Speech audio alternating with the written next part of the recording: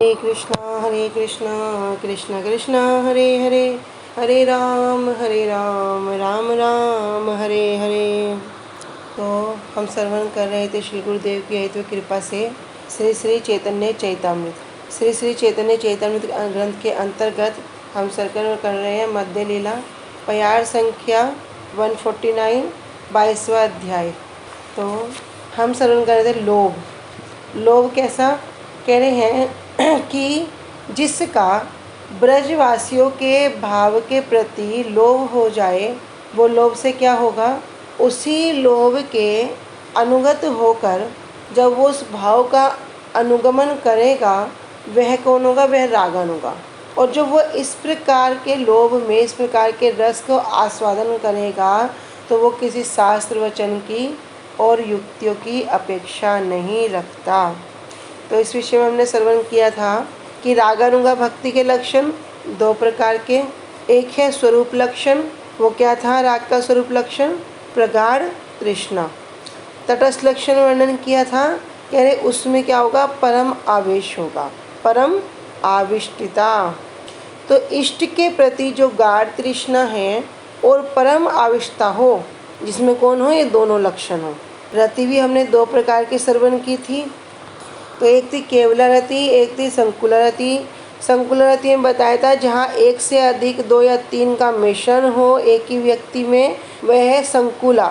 मतलब उसके अंदर सख्य भी है, वात्सल्य भी है, जो जिनमें ज़्यादा मिश्रण हो। तो वो क्या कह रहे हैं, किंतु भाव होने पर भी जो प्रधान रस होगा, उस भक्त के प्रधान रस के आधार पर ही उस भक्त की गणना होगी। तो कैसा राग हो, कह रहे स्वरास की।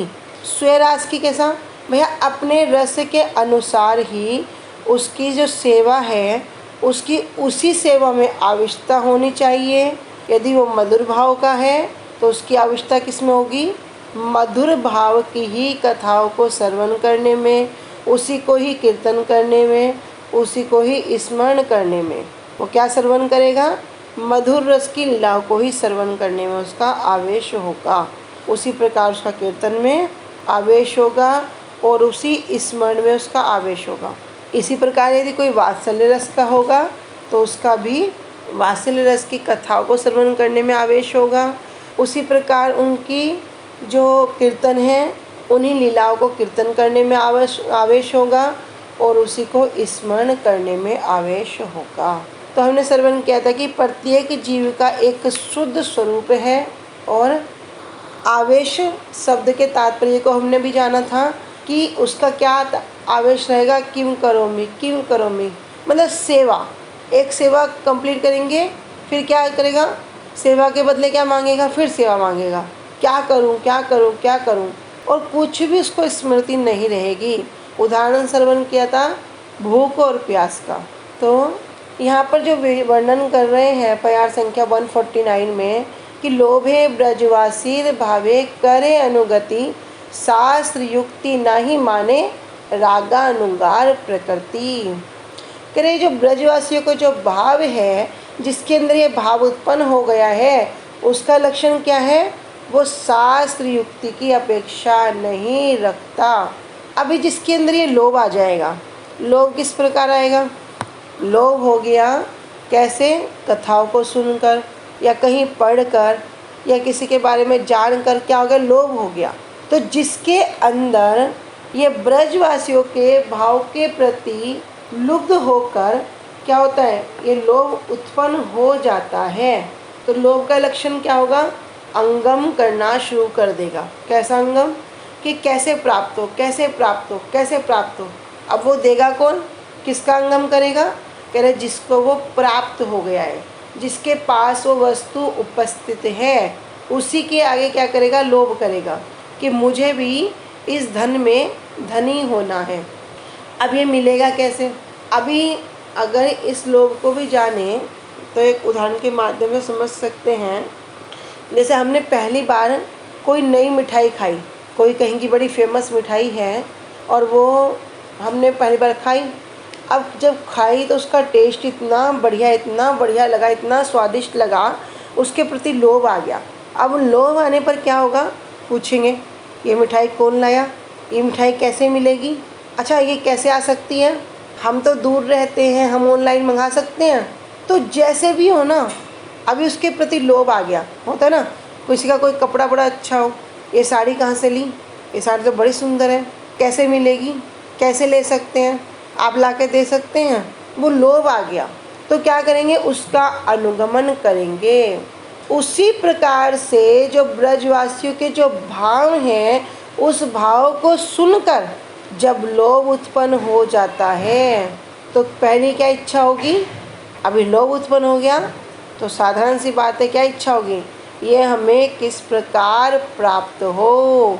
अभी हम जो चिंतन करते हैं हरि नाम करते हुए, कथा सुनते हुए, इसके लिए हमें बड़ा प्रयास करना पड़ता है, स्वाभाविक नहीं होता।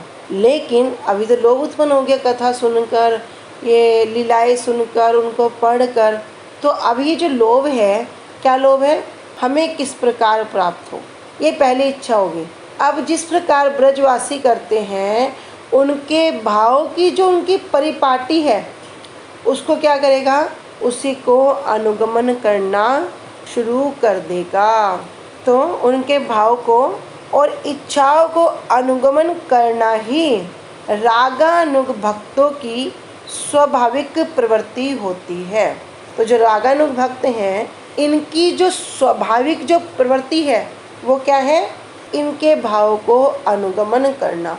क्या अनुगमन, सुनते ही लोभ आना, सुनते ही लोभ आना, ये प्रवृत्ति कैसी है, स्वाभाविक है। तो उन्हें बताया नहीं कि भैया मधुर रस की ये विशेषता है, अभी बताया नहीं है, गोपियों के ये वैशिष्ट्य है, लक्ष्मी जी का ये वैशिष्ट्य है, कौशल्या आदि का, यशोदा मैया से ये वैशिष्ट्य है, अर्जुन और सुबल आदि का ये वैशिष्ट्य है। अभी उन्होंने ये सब सुना नहीं है, वैशिष्ट्य नहीं जाना। जैसे हम तो हर चीज़ में तुलना करते हैं, तुलनात्मक स्टडी करते हैं ना, इससे ज़्यादा इनका वैशिष्ट्य है, इससे ज़्यादा इनका वैशिष्ट्य है, इससे। लेकिन जो ये रागानुग भक्त की जो स्वाभाविक प्रवृत्ति है, ये क्या है, सुनते ही लोभ आना। तो उनको ये बताया नहीं गया कि भैया से दास्य से श्रेष्ठ शांत है या वात्सल्य श्रेष्ठ माधुर्य है। तो अभी बताया नहीं कि मधुर रस की विशिष्टता है, या भैया गोपियों का उसमें भी क्या वैशिष्ट्य है, लक्ष्मी जी का गोपियों के उससे ज़्यादा क्या वैशिष्ट्य है। अगर कौशल्या यशोदा मैया की बात करें तो यशोदा मैया जी का क्या वैशिष्ट्य है। अगर सख्य रस में भी अर्जुन का और सुबल सखा के वैशिष्ट्य की बात करें तो वो क्या वैशिष्ट्य है, ये सुना नहीं है, क्योंकि उनको सुनने की आवश्यकता ही नहीं है। इसलिए इत्थं सतां ब्रह्मा सुखानुभूत्या दास्यं गतानां परदेवतेन मायाश्रितान् नरदारकेन सार्धं विजयुः कृत्य पुण्यपुंजा। यहाँ पर जो कह रहे हैं कृत्य पुण्यपुंजा, सार्धम विजयुः कृत्य पुण्यपुंजा, कि क्या, अब जो देखो सखाओं का क्या सौभाग्य, बड़ा अद्भुत सौभाग्य है भैया। बड़े बड़े ज्ञानी भी जिनको ब्रह्म सुख का अनुभव करते हैं, कोई उन्हें परमात्मा के रूप में अनुभव करता है, कोई उनको ब्रह्म के रूप में अनुभव करता है, योगी उनको परमात्मा के रूप में अनुभव करते हैं, और साधारण व्यक्ति जिसको क्या मानते हैं, बालक मानते हैं। कह रहे इत्थम सताम ब्रह्म सुखानुभूत्या, जो दास्यगतानाम पर देवतेन, लेकिन मायाशितान नर दारकेन, जो साधारण मनुष्य हैं उनको बालक के रूप में मानते हैं। ऐसे कृष्ण के साथ ये जो बच्चे हैं ये खेल रहे हैं। कह रहे सार्धम विजयुः कृत पुण्य पुंजा, भैया उनके कितने पुण्य होंगे, कितना उनका अद्भुत सौभाग्य होगा। ऐसा सुनने से ही, सुनते ही लोभ हो गया। अभी कोई वैशिष्ट्य नहीं जाना इसमें, इसका ये तुलनात्मक शरीर कुछ नहीं जाना, बस सुन लिया। भैया जो बड़े बड़े ज्ञानियों को, जिनकी नख के अग्र छटा की मिलनी दुर्लभ है, जो योगियों को जो परमात्मा रूप में दर्शन मिलना बड़ा दुर्लभ है, और जो साधारण जो बालक हैं उनको क्या करते हैं, जो साधारण मनुष्य हैं उसको एक बालक के रूप में मानते हैं, भैया ऐसे जो कृष्ण हैं उनके साथ क्या कर रहे हैं, सार्धम विजहु कृत पुण्य पुंजा। ये जो कृष्ण के साथ बच्चे खेल रहे हैं, क्रीड़ा कर रहे हैं, उनके कितने पुण्य होंगे, ये सुनते ही लोभ हो गया। अभी अगर साधारण रूप में जड़ जगत के अकॉर्डिंग हमारा जो लोभ होता है वो कैसे होता है, जब हम तुलना करते हैं। कैसे तुलना करेंगे, ये अच्छा है, ये इससे कम अच्छा है, या ये अच्छा है या ये इससे ज़्यादा अच्छा है। जैसे कि अभी हम मिठाई वाले की दुकान पर गए तो वहाँ पर हमने क्या देखा, भैया अनेक अनेक प्रकार की मिठाई है, लेकिन अब हमने कंपेयर किया, भैया रसगुल्ला भी है, रबड़ी भी है, तो क्या ज़्यादा क्या अच्छा है, हम उसमें पहले तुलना करेंगे कि क्या श्रेष्ठ है। तो ये हमारी स्थिति है। पर यहाँ पर क्या विशेषता है कि बस सुनते ही क्या हो गया, स्वाभाविक रूप से उसके प्रति लोभ हो गया। कोई प्रमाण की, कोई युक्ति की, किसी भी चीज़ की आवश्यकता नहीं है। इसलिए कह रहे हैं कि जो रागानुग भक्त हैं उनकी ये स्वाभाविक प्रवृत्ति होती है। जात रुचि भक्त स्वाभाविक रूप से ही शास्त्र की युक्तियों में सुनिपुण होते हैं। उनकी नित्य सिद्ध रुचि के विरुद्ध में अन्य व्यक्तियों के द्वारा शास्त्र युक्ति को प्रदर्शित करने पर भी वे उसे स्वीकार नहीं करते। तो वे कह रहे हैं कि भैया इसमें जात रुचि भक्त, जात रुचि मतलब, जात रुचि अर्थ है उनकी स्वभावते ही शास्त्र युक्ति में सुनिपुणता है। मतलब शास्त्र की युक्तियों में उनका स्वभावते ही, उन्हें कोई प्रयास की आवश्यकता नहीं है, स्वाभाविक रूप से ही शास्त्र युक्तियों में जो सुनिपुणता है, मतलब जो अत्यंत निपुण है। तो जिसकी स्वाभाविक प्रवृत्ति हो चुकी है, ये साधक कौन होगा, ये साधक होगा जात रुचि। तो विशेषता क्या है, वो पहले ही शास्त्र युक्तियों में निपुण होता है। अगर हम निपुण की जगह क्या कह रहे हैं, सुनिपुण, अत्यंत निपुण होता है, मतलब वो सब शास्त्र युक्तियों को जानता भी है और उसको पालन करने में कोई चेष्टा नहीं करनी पड़ती, क्योंकि वो उसकी स्वाभाविक प्रवृत्ति है। उसको स्वाभाविक क्या होता है, सब शास्त्र ज्ञान उसको होता है। अब जो उसकी नित्य सिद्ध रुचि है, तो अब उसकी जो नित्य सिद्ध रुचि है, नित्य सिद्ध कैसा, मतलब उसका जो सिद्ध स्वरूप है, जैसे सख्य रस में, वात्सल्य रस में, माधुर्य रस में। अब उसकी जो रुचि है वो कैसी है, जात रुचि भक्त की, वो स्वाभाविक है।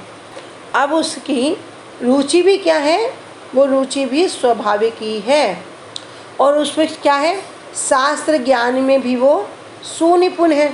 तो जो शास्त्र ज्ञान भी उसको है, उसकी जो नित्य सिद्ध रुचि है, उसके विरुद्ध भी यदि कोई बोलता भी है, मतलब कोई बोल रहा है शास्त्र के विरुद्ध भी, तब भी क्या करेगा, यदि युक्ति सिद्ध भी कर दे, कोई बता भी दे और उसे सिद्ध भी कर दे कि भैया सख्य से तो माधुर्य अच्छा है, लेकिन वो भक्त कैसा है, उसकी नित्य सिद्ध रुचि अभी सख्य में है।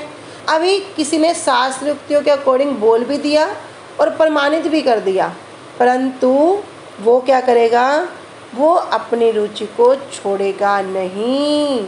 ये उसकी विशेषता है। क्यों, क्योंकि भैया उसकी जो स्वाभाविक जो प्रवृत्ति है, रुचि है, शास्त्र ज्ञान भी उसको पूरा पूरा है, तब भी वो उसको छोड़ेगा नहीं। तो उसकी विशेषता है। तो सिद्ध हो गया कि जिसका अधिकार रागानुगा भक्ति में होगा, अब वो कैसा होना चाहिए, वो जात रुचि होना ही चाहिए, वो जात रुचि अवश्य ही होगा। जानने योग्य बात यह है कि प्राकृत सहजिया आदि कुपथ आश्रित संप्रदाय के लोग वास्तव में अजात रुचि होने पर भी रागानुगा अभिमान में भक्ति ग्रंथों की चर्चा और से रूपानुग पथ का परित्याग करके अवैध, स्त्रीलंपट और मूर्ख जनों के योग्य संसारिक रुचि को ही बढ़ाकर अपना सर्वनाश किया करते हैं। वे वंचित और दुर्भागे हैं। क्या कह रहे, जानने योग्य, जानने योग्य क्या बात है, कह रहे जानने योग्य बात यह है, अब उसने सुन लिया क्या सुन लिया कि भैया शास्त्र किसके लिए हैं? अजात रुचि भक्त के लिए शास्त्र हैं। वह जो जात रुचि हैं वो तो पहले से ही शास्त्रों में स्वाभाविक रूप से सुनिपुण है, और उनकी रुचि, उनका जो रस है, जिस रस में उनकी सेवा है वो भी स्वाभाविक है। तो जात रुचि भक्त के लिए शास्त्र नहीं है। कह रहे हैं कि अजात रुचि, जिनकी रुचि अभी उत्पन्न नहीं हुई, ऐसे भक्तों के लिए ही क्या है, सब शास्त्र हैं। तो रागानुगा भक्ति का लक्षण क्या है? रागानुगा भक्ति का लक्षण क्या था? शास्त्र युक्ति नहीं मानेगा। अब उसने सुन लिया, ये सुनकर उसने अपने आप को क्या कर लिया? राग भक्त मान लिया।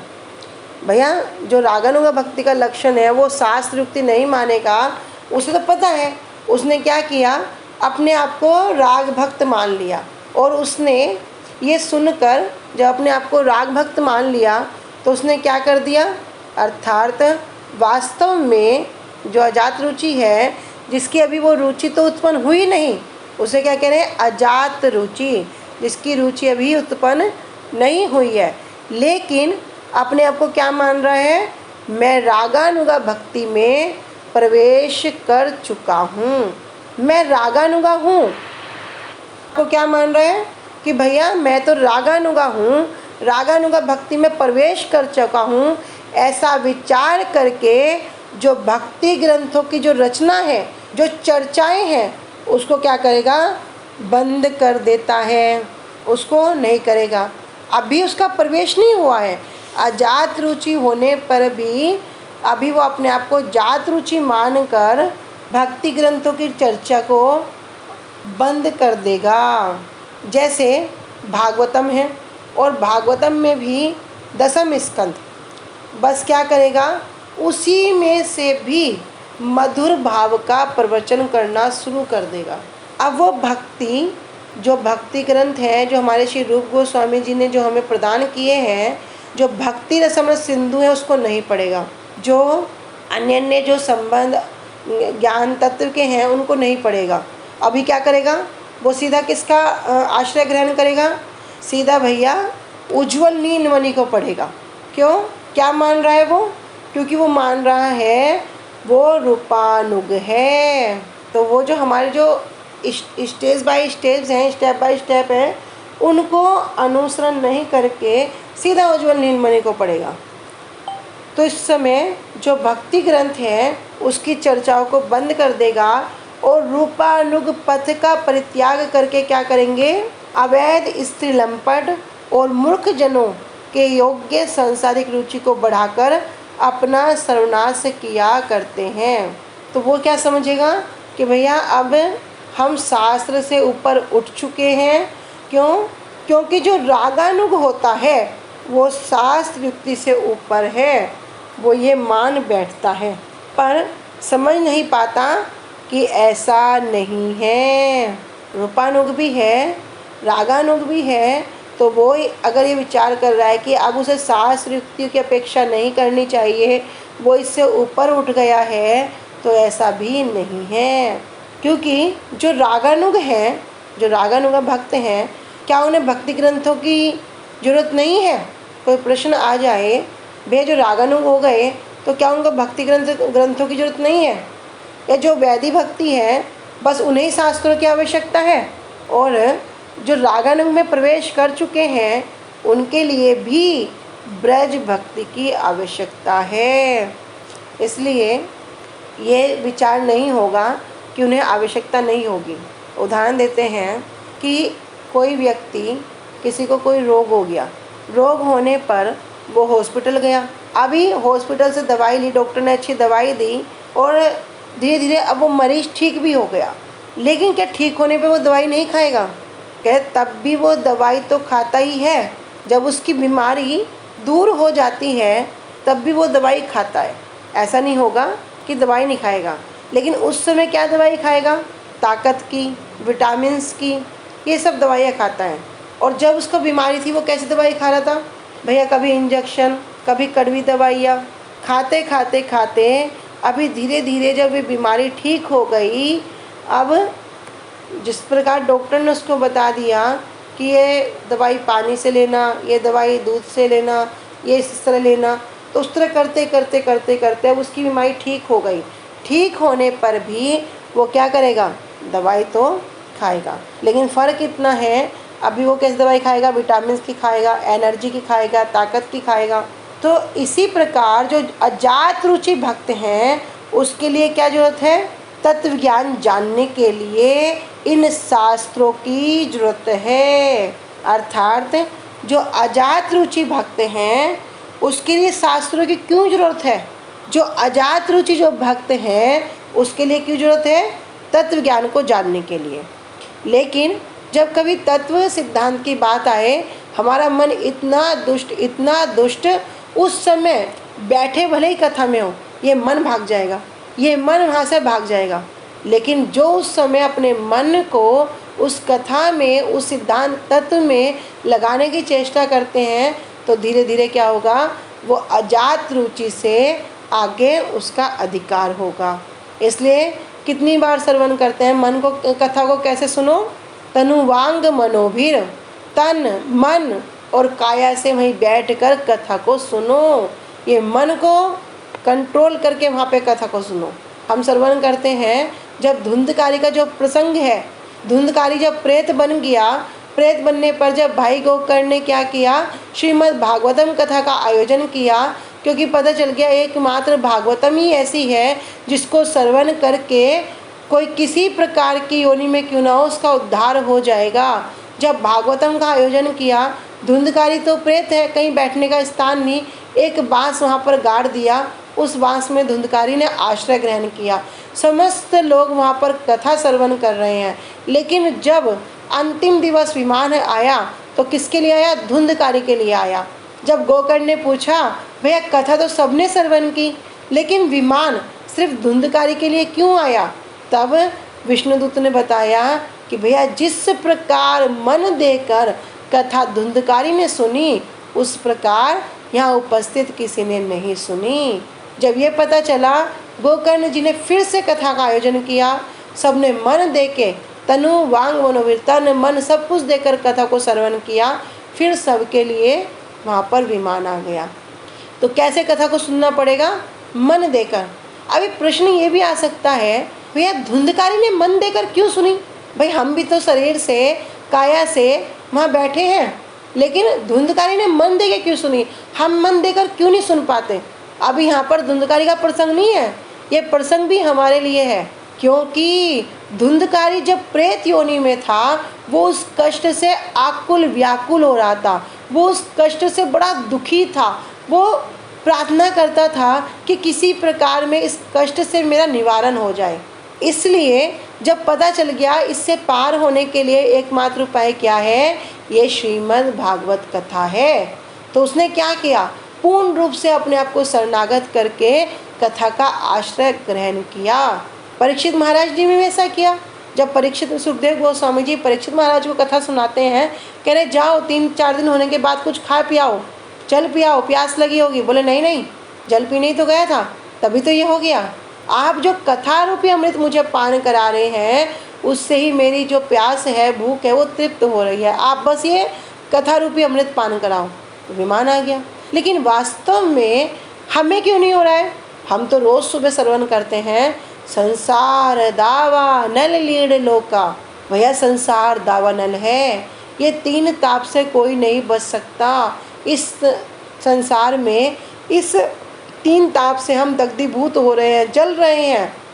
और ये आग भी कोई साधारण आग नहीं है, ये 4 प्रकार के जो कलेश हैं, जन्म मृत्यु जरा व्याधि, बार बार आ रहे हैं, बार बार जा रहे हैं।